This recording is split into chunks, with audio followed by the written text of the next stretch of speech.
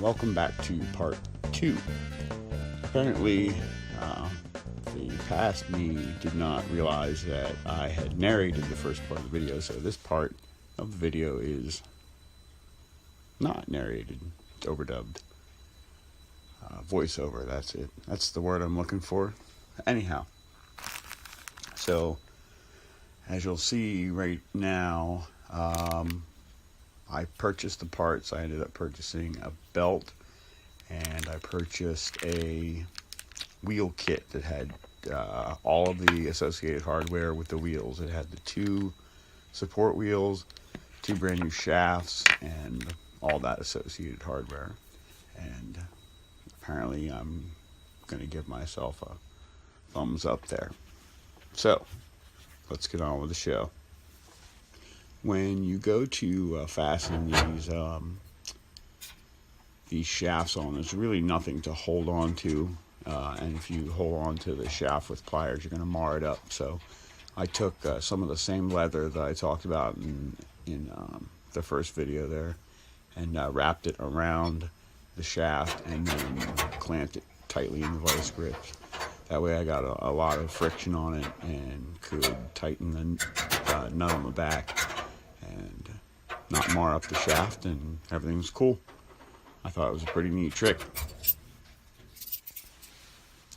What you're looking at here is I have both of the new wheels installed with all of the new hardware, and you just saw previously I had installed the shaft on the left hand side.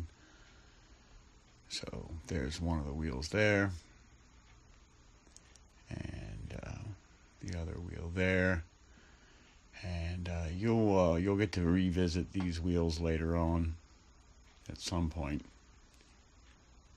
That's a little premonition of what's to come.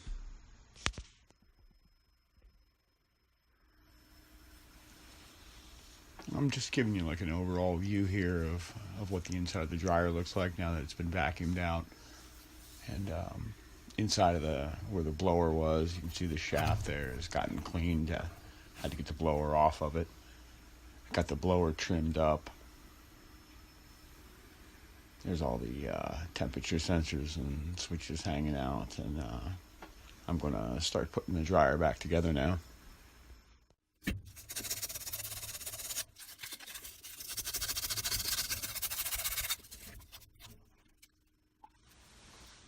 If you were along for part 1, you know that I took the dryer apart, and you saw that I used the shop vac and pulled a bunch of dust out.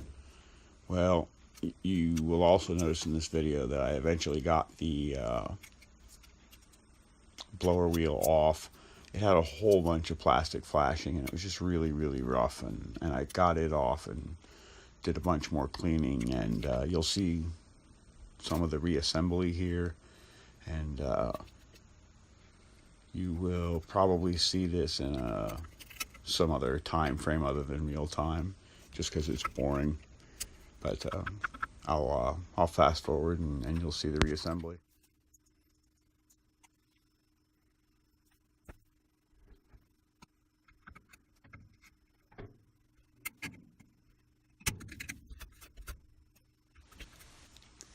What you're going to be watching here is a sped up version of the reassembly of the air chamber passage there, and it's a good idea to keep all this stuff just as clean as possible. It just gives better airflow. As you saw, I think there was a really thick layer of crud on the blades. So when you have a thick layer of crud on the blades and you have lint all over the inside of the chamber there, you're really going to get reduced airflow. And when you get that, you tend to get overheating. And this dryer is strange because the airflow does not pass through the heater. The heater is just kind of sits underneath the drum and heats the whole interior. It's kind of weird, but so it's very important to keep all of this inside here extremely clean. And even if you don't have to repair it, it's a good idea every once in a while just to open up your dryer and vacuum it out. Definitely clean the lint filters. These sensors I'm putting in here had a heavy coating of dust on them. You saw me cleaning them probably with a rag.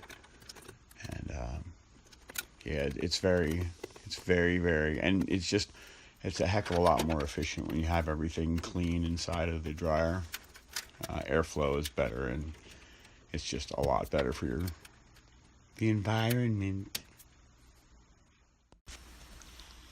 So here we see the drum ready to be placed in there. You see the belt draped in there, and in preparation for the drum to go in. It goes around the top of the drum, obviously, and not in that groove. And the drum can actually go in the dryer either way. It's bi-directional, believe it or not. And after I get the drum in, we're going to go ahead and take it for a spin with the front off of it.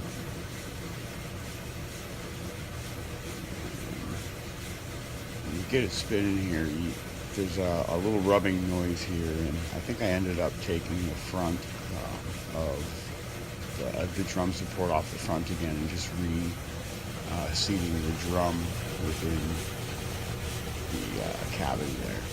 And watch the heater. You can see the heater get really red here, right there down in the lower right.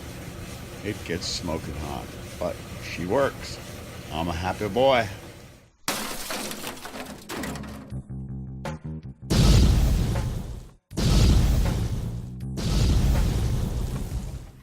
Hey YouTube, what's going on?